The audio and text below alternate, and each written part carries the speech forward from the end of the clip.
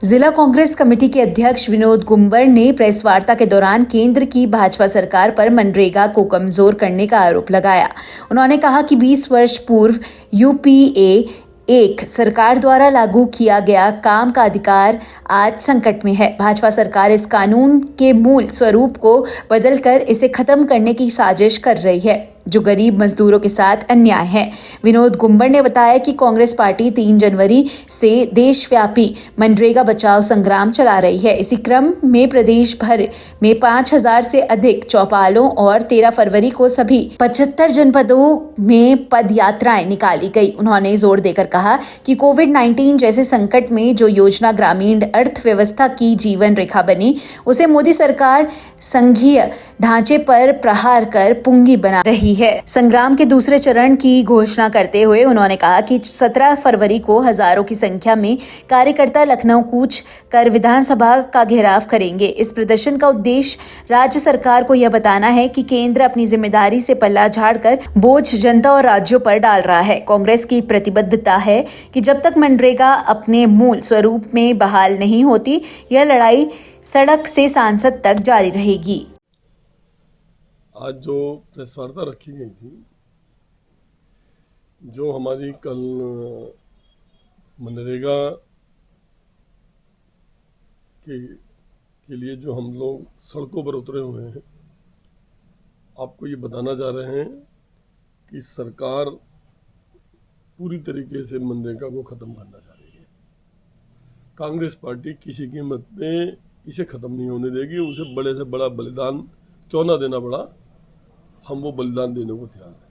वो बलिदान किसी रूप में भी हो, कांग्रेस पार्टी के कार्यकर्ता और नेतागण सड़क से संसद तक, सड़क से विधानसभा तक हर काम करने को तैयार हैं। और उसका एक स्वरूप सरकार ने कल भी देख लिया होगा। कल पूरे उत्तर प्रदेश में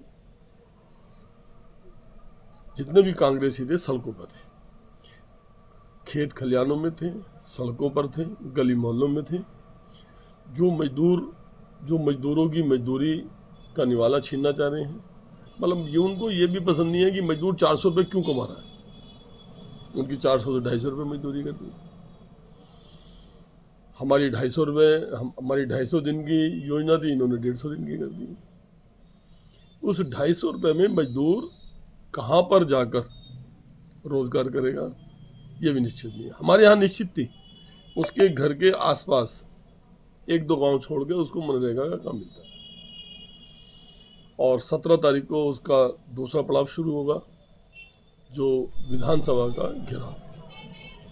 विधानसभा का घेराव हम 17 तारीख को करने जा रहे हैं। और मैं समझता हूँ कि पूरे उत्तर प्रदेश में ये ऐतिहासिक घेराव होगा। आज तक किसी भी पार्टी ने कभी भी इतना बड़ा घेराव कभी नहीं किया होगा।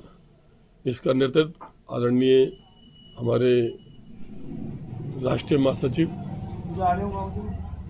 महासचिव श्री अविनाश पांडे जी और हमारे प्रदेश अध्यक्ष अजय राय जी करेंगे। और पूरी देख रेख हमारे लीडर श्री राहुल गांधी जी, श्रीमती प्रियंका वाड्रा जी भी उनकी देख रेख में होगा। और ये बहुत ज़बरदस्त घेराव होगा। और जिस प्रकार से हम तो आज भी बहुत गांधीवादी तरीके से प्रदर्शन भी गांधीवादी तरीके से कर रहे हैं, लोगों से बातचीत भी गांधीवादी तरीके से कर रहे हैं। लेकिन सरकार हमसे हमारे ऊपर झूठे मुकदमे लगाकर हमारे नेताओं को गलत धाराओं में फंसवा कर हमको जिस प्रकार से परेशान किया जा रहा है, ये इतिहास दोहराएगा। ये अच्छी बात नहीं है। सरकारें आती है जाती है। ईडी-सीडी इनके बाद मिल गई हैं। ईडी-सीडी मिलकर जो चाहे वो कर ले। आज कल मैं बिलारी और कुंदर की में गया था। शिव तेरह से कल शिवरात्रि है। इनको यही नहीं पता चल पा रहा है कि गली मोहल्लों में कितने शिवालय हैं। शिवालयों के पास नाली, कीचड़, गंदगी का भरमार लगा हुआ है। पता नहीं कैसे लोग दूध अभिषेक करेंगे, वहाँ बैठ के पूजा करेंगे।